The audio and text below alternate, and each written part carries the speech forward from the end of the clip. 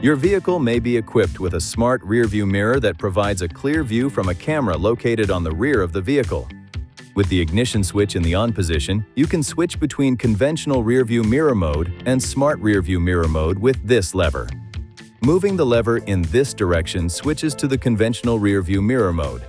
Moving the lever in this direction switches to the smart rearview mirror mode.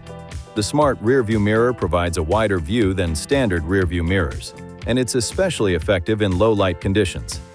If dirt, rain, or snow accumulates on the rear window, the smart rearview mirror may not display objects clearly.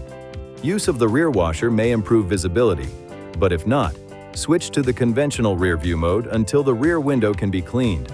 When using the LCD screen, the LED headlamps of following vehicles may appear to flicker. This is not a malfunction.